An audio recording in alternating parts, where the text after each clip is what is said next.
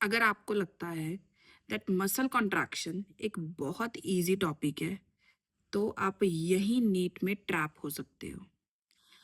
Usually NEET में ATP, actin and myosin सब mix करके एक क्वेश्चन आता है और वहीं पर मोस्टली बच्चे गलत हो जाते हैं। सो आज इस वीडियो के अंदर मैं आपको मसल कॉन्ट्रैक्शन इतना सिंप्लीफाई करके समझाऊंगी दैट शॉर्ट आप नीट में वो क्वेश्चन करेक्ट करके ही आओगे। So let's start simplifying this topic, mechanism of muscle contraction from locomotion and movement chapter. First of all, हमारे मसल की सबसे बेसिक यूनिट क्या होती है? सार्कोमियर। सबने सुना है सार्कोमियर नाम की एक चीज होती है, राइट? एक सार्कोमियर प्रेजेंट होती है दो जेड लाइन के बीच में। अब बेटा, इस वीडियो को सुनने से पहले मैं सजेस्ट करूंगी दैट आप सार्कोमियर का स्ट्रक्चर, एक्टिन एंड मायोसिन का स्ट्रक्चर एक बार रिवाइज करके आओ, क्योंकि उसके बिना मैकेनिज्म ऑफ मसल कॉन्ट्रैक्शन में कंफ्यूजन आ सकती है। और मैं इस वीडियो में आपको सिर्फ मैकेनिज्म ऑफ मसल कॉन्ट्रैक्शन के गो थ्रू ही करवाऊंगी। सो सार्कोमियर क्या है बेटा? It is a structure which is present between two Z lines. Structure में क्या क्या होता है? एक थिन फिलामेंट होती है which is made up of actin, एक थिक फिलामेंट होती है which is made up of myosin. हम हमेशा बोलते हैं sarcomere is made up of actin and myosin, in which actin is the thin filament, myosin is the thick filament. बीच कहाँ present होगा actin and myosin? Again Z line के बीच में। मतलब स्ट्रक्चर डिटेल में हम आगे स्लाइड में देखेंगे, बट जेड लाइन के बीच में एक्टिन भी होगा, मायोसिन भी होगा, और दो जेड लाइन के बीच के डिस्टेंस को क्या बोलते हैं? Sarcomere. So now this is the structure of sarcomere. यहां पर आप देख सकते हो एक जेड लाइन, एक ये हमारे पास है जेड लाइन। दो जेड लाइंस के बीच में जो स्ट्रक्चर प्रेजेंट है, दिस इज योर सार्कोमियर। अब बेटा जी, ये जो हमारे पास स्ट्रक्चर है, this is your actin filament. So actin filament is directly attached with the Z line. And जो ये सेंटर में है बेटा, this is your thick filament और myosin filament. मायोसिन फिलामेंट यहाँ दिखने में ठीक है, हमें नहीं दिख रहा कि जेड लाइन के साथ अटैच्ड है, बट ऑफ कोर्स वो ऐसे हैंग नहीं करेगी। It is also attach to the Z line, but हमें यहाँ नीट के लिए उसको इतना डिटेल में जाने की जरूरत नहीं है। सो हम इतना पढ़ते हैं दैट जेड लाइन के साथ जो डायरेक्टली अटैच्ड हमें दिखाई दे रही है, दैट इज एक्टिन फिलामेंट, और जो सेंटर में है that is your myosin filament, thick filament.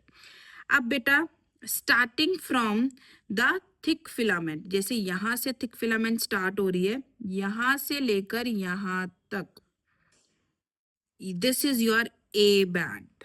Remember, start of thick filament to end of thick filament क्या है? A band. और जहां पर बेटा ओनली एक्टिन फिलामेंट प्रेजेंट है, जैसे कि आप यहां देख सकते हो, दिस रीजन, जेड लाइन के इस साइड भी एंड जेड लाइन के इस साइड भी, सिर्फ क्या प्रेजेंट है? थिन फिलामेंट प्रेजेंट है। जहां सिर्फ थिन फिलामेंट प्रेजेंट है, that is your I band. So A band from the start of actin to the end of actin, and जहां पर only actin, sorry, myosin, and जहां पर सिर्फ थिन फिलामेंट प्रेजेंट है बेटा, जहां पर सिर्फ एक्टिन प्रेजेंट है, उसे हम बोलते हैं आई बैंड। नाउ सेंटर में जो जोन है, जहां पर बेटा सिर्फ थिक फिलामेंट्स, मायोसिन प्रेजेंट है, ये वाला means the zone which is not overlapped by the actin filaments is your H zone. Clear? So तीन जोन है बेटा हमारे पास, A band, I band and H zone. A band from the start of thick filament to the end of thick filament, H zone जहां पर सिर्फ thick filament present है, आई zone, I band जहां पर सिर्फ एक्टिन फिलामेंट प्रेजेंट है on both the sides of Z line. दो Z line के बीच के एरिया को क्या बोलते हैं? Sarcomere, and sarcomere is the functional unit of our muscle. Clear? And thin and thick filament are, thick one is myosin, thin one is your actin. Now, next, sliding filament theory. Sliding filament theory is a theory which was presented by Huxley, and this theory explains the muscle contraction, your muscle contraction, कि muscle कैसे contract होती है. So actin जो है बेटा वो myosin के ऊपर slide करता है. For your understanding, imagine this is the actin and this is your Z line. So actin, this is your Z line and this is your myosin. Now जब बेटा मसल कॉन्ट्रैक्ट होगी सो हमारे पास जो sliding है वो ऐसे होगी, means this is the actin, ये स्लाइड इन होगी ऐसे. सो तुम देख सकते हो ऐसे. मायोसिन विल स्टे, जहां पर वो है वो वहीं पर रहेगा. Actin slides over myosin like this, so going inwards on from both the sides. तो जिससे क्या होगा बेटा, सार्कोमियर की लेंथ छोटी हो जाएगी. when myosin sorry actin is sliding over the myosin, sarcomere की लेंथ छोटी होगी, ऑटोमेटिकली तुम्हारी मसल कॉन्ट्रैक्ट हो जाएगी. So during muscle contraction what actually contract each and every sarcomere of a muscle. Sarcomere shortens during muscle contraction. Actin slides over myosin. This is sliding filament theory, which was given by Huxley. So always remember, students इस चीज को बहुत confuse करते हैं that length of filaments is changing. No, length of actin and myosin remains same. Just they are, because they are sliding in, the actin is sliding in, the length of sarcomere is changing, but the length of actin and myosin remains very much same. Okay, so this is a very important point, that length of filaments does not change, but yes, the overlap between actin and myosin, that actually increases. Overlap, they were initially overlapping, but they are overlapping very less. But now while they are contracting, the overlap between the actin and myosin increases. More the overlapping, more the contraction. Least the overlapping, least is the contraction. So this is what your sliding filament theory is. So now this is your NCERT given diagram of sliding filament theory. Now see very carefully. So this is the relaxed state of a muscle in which you can see we have two Z lines. ये हमारे पास आ गई बेटा जी thin filament और ये centre में आ गई thick filament. अब एक चीज ना बहुत ध्यान से देखना, नीट में यहाँ से बहुत हाई चांसेस है क्वेश्चन आने के. क्वेश्चन क्या बनेगा मैं तुम्हें ये पूरा डायग्राम समझाने के बाद बताऊंगी, तुम्हें खुद से आंसर भी आएगा उसका. सो सी, सेंटर में हमारे पास है बेटा एच जोन. ये एच जोन क्या था, जहां पर ओनली मायोसिन प्रेजेंट है, नो एक्टिन इज प्रेजेंट. अब जैसे जैसे अगेन वहीं पर चलते हैं, जैसे जैसे एक्टिन मायोसिन के ऊपर स्लाइड करेगा, initially what was the I band. I band is जहां सिर्फ एक्टिन प्रेजेंट है, मायोसिन नहीं है. अब जैसे जैसे एक्टिन अंदर जाएगा, सी आई बैंड डिसअपियर होना शुरू हो जाएगा और आई बैंड की लेंथ जो है वो छोटी होनी शुरू हो जाएगी. सो सी तुम देख सकते हो कॉन्ट्रैक्टिंग स्टेट में पहले आई बैंड की लेंथ इतनी है, यहाँ पर अब आई बैंड की लेंथ कितनी छोटी हो चुकी है. So I band shortens. Even H zone, क्योंकि पहले सेंटर में एक्टिन नहीं था, ओवरलैपिंग कम थी, जैसे जैसे हमारे पास कॉन्ट्रैक्शन हो रही है ओवरलैपिंग भी इंक्रीज हो रही है. सो उस केस में बेटा जी तुम देख सकते हो सेंटर से एच जोन की लेंथ भी छोटी होती जा रही है.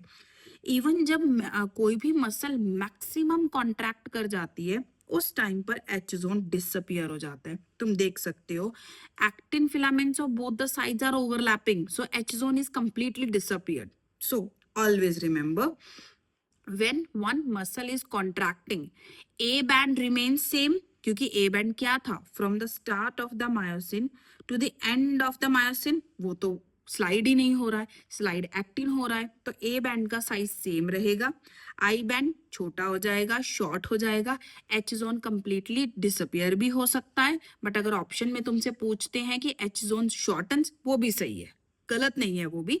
एच जोन छोटा भी हो सकता है और कंप्लीटली डिसअपियर भी हो जाता है when the contraction is maximum. Okay, so I hope this diagram is very clear to you. Now, these are very important points. A band, which is of dark band, remains constant. I band, light band, shortens. H zone disappears during contraction also shortens. Both are correct for your NEET exam. Z line, Z अब क्योंकि muscle contract कर रही है तो दो जो Z lines के बीच में सार्कोमियर था तो Z लाइन पास आएगी ऐसे, तो Z line also moves closer, that means shortens. So final result क्या होगा बेटा, जो सार्कोमियर है वो हमारा शॉर्ट हो जाएगा, अल्टीमेटली हमारी मसल फुली कॉन्ट्रैक्ट हो जाएगी. क्लियर?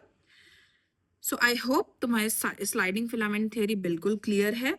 अब हमारे पास आ जाता है, yes, very important topic, role of calcium ions. As I said, तुम्हें रोल ऑफ कैल्शियम आयन समझने से पहले एक्टिन एंड मायोसिन की स्ट्रक्चर दिमाग में रखो. बेटा एक्टिन की स्ट्रक्चर के ऊपर हम पढ़ते हैं, एक ट्रोपोमायोसिन प्रेजेंट होता है, एक ट्रोपोनिन प्रेजेंट होता है, और एक्टिन के ऊपर होती है myosin binding site. But when the muscle is not contracting, when it is in the relaxed state, जो एक्टिन के ऊपर मायोसिन बाइंडिंग साइट है उसे ट्रोपोमायोसिन कवर करके रखता है. एंड ट्रोपोमायोसिन के ऊपर बाइंड होता है ट्रोपोनिन. कैल्शियम आएगा, ट्रोपोनिन के साथ बाइंड होगा एंड ट्रोपोमायोसिन को साइड कर देगा. क्यों साइड करेगा? So that the myosin binding site on actin वो अनमास्क हो जाए, so that the myosin can bind with the actin. Clear? So that the myosin can bind with the actin. So जैसे ही calcium आएगा tropomyosin हटेगा, myosin actin के साथ bind होगा एंड हमारा क्रॉस ब्रिज फॉर्मेशन हो जाएगा. So this calcium means cross bridge formation means, for now you can understand it like muscles contract होना स्टार्ट हो जाएगा. So calcium is very important for muscle contraction. No calcium no contraction. चलो देखते हैं अभी. So nerve impulse आई, हमारे brain से message आया for the muscle contraction, neuromuscular junction के थ्रू मैसेज आएगा. देन न्यूरॉन से मैसेज जो है एसिटाइल कोलिन न्यूरोट्रांसमीटर के थ्रू हमारी मसल्स के पास जाएगा, मसल्स के सरफेस के ऊपर, प्लस टी ट्यूब्यूल्स की हेल्प से सार्कोप्लाज्मिक रेटिकुलम में जाएगा. Sarcoplasmic reticulum is the store house of calcium ions. वहां से कैल्शियम आयंस पंप होंगे जो जाके ट्रोपोनिन के साथ बाइंड करेंगे. जैसे ये ट्रोपोनिन के साथ बाइंड करेंगे ट्रोपोमायोसिन शिफ्ट हो जाएगा and myosin binding sites actin के ऊपर वो एक्सपोज हो जाएंगी. So without calcium ions no contraction. Calcium ions के बिना कॉन्ट्रैक्शन पॉसिबल नहीं है. Okay, now this is very important, cross bridge cycle. Okay, अब पहले एक्टिन का स्ट्रक्चर काम आया कैल्शियम की अंडरस्टैंडिंग के लिए. Now remember the structure of myosin. बेटा जी जो मायोसिन होती है, मायोसिन का जो हेड होता है वो तुमने किया होगा. मायोसिन का जो मोनोमर होता है दैट इज मीरोमायोसिन, उसका स्ट्रक्चर कुछ ऐसा होता है, राइट? सो इसका जो हेड होता है इसके पास दो साइड्स होती हैं लाइक दिस.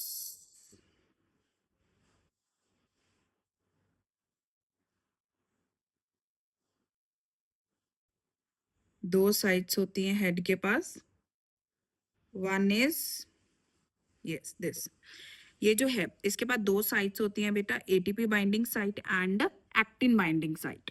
सो मायोसिन के हेड, मीरोमायोसिन के हेड के पास, meromyosin is the monomer of myosin, उसके पास दो बाइंडिंग साइट्स होती हैं. One is for actin, another is for ATP. But at a time एक ही चीज बाइंड हो सकती है, ईदर एटीपी और actin, never both. Remember, ATP और एक्टिन में से एक ही चीज एट अ टाइम मायोसिन के साथ बाइंड हो सकती है, दोनों एक साथ बाइंड नहीं हो सकती.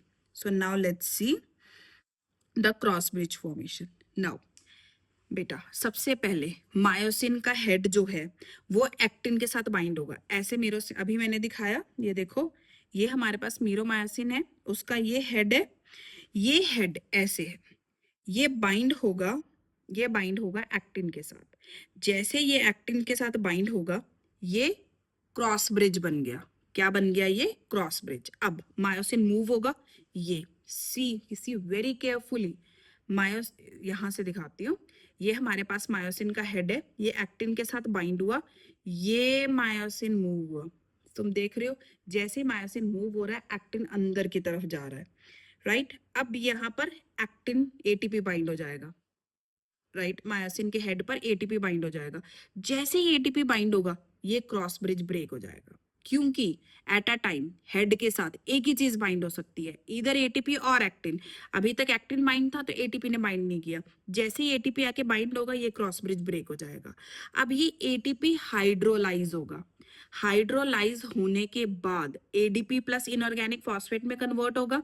ये जो एटीपी हाइड्रोलिसिस से एनर्जी निकलेगी, फिर से वो एनर्जाइज कर रहा है मायोसिन को, सो दैट वो फिर से क्रॉस ब्रिज बनाए। ये फिर से जाएगा, फिर से क्रॉस ब्रिज बनाएगा, फिर से आगे जाएगा। So it will again pull the actin inwards.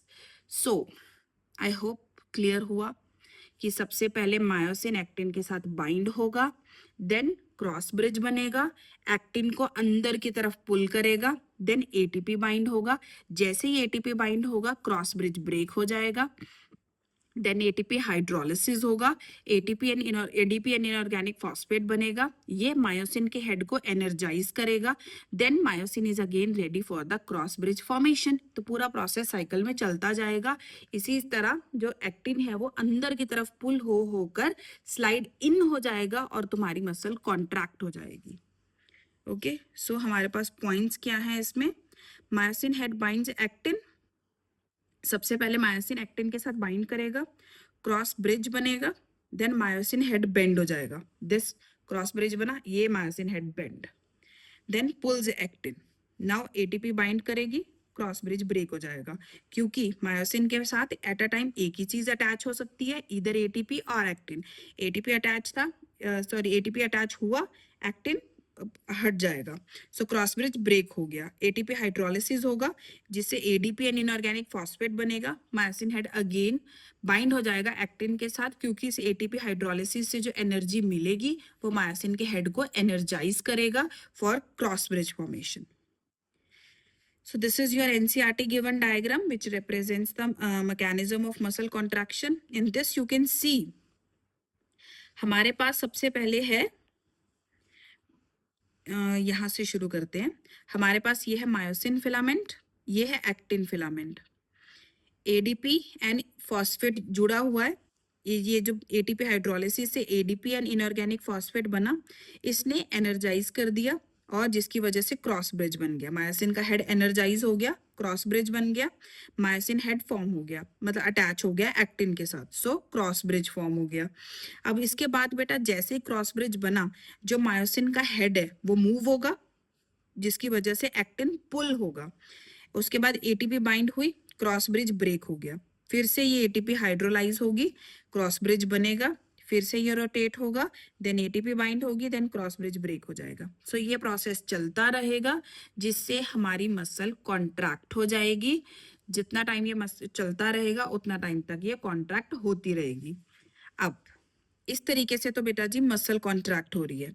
अब जब हमें मसल को रिलैक्स करना है, क्योंकि मसल कॉन्ट्रैक्शन के साथ साथ मसल रिलैक्सेशन भी एक इक्वली इंपॉर्टेंट पार्ट है।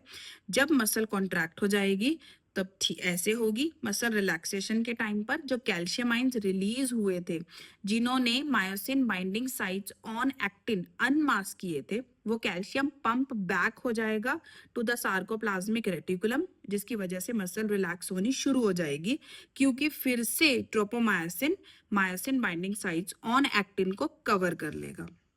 One important thing.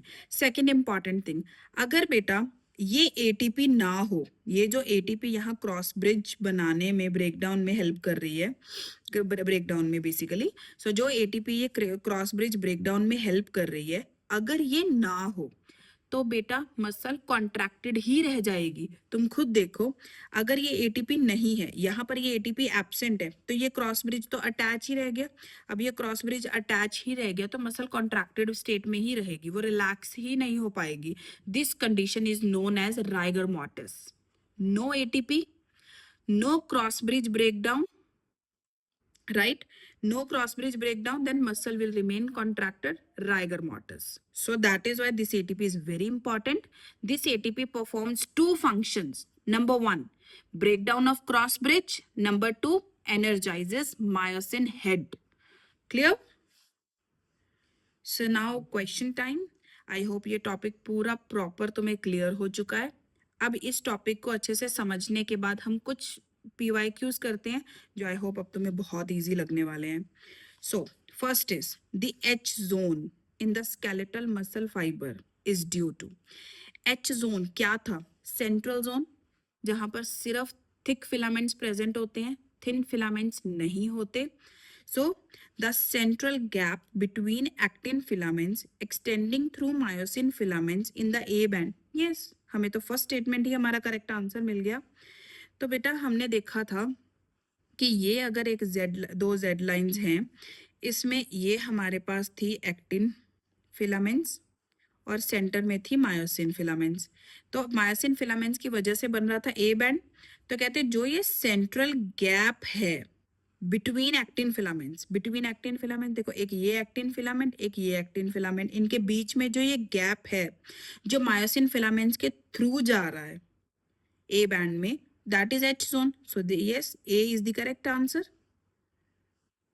Next, during muscle contraction in humans the sarcomere does not shorten, गलत है, सार्कोमियर शॉर्ट होता है। ए बैंड रिमेन सेम, ये बिल्कुल सही है, ए बैंड सेम रहता है। A H and I band shorten, H and I band short होता है बट ए बैंड शॉर्ट नहीं होता, सो ये गलत है। Actin filaments shorten, actin filaments कभी शॉर्ट नहीं होते। एक्टिन फिलामेंट्स का जो बना हुआ आई बैंड है उसका साइज छोटा होता है, so B is the correct answer. Which statement is correct for muscle contraction, muscle contraction के लिए कौन सी स्टेटमेंट सही है?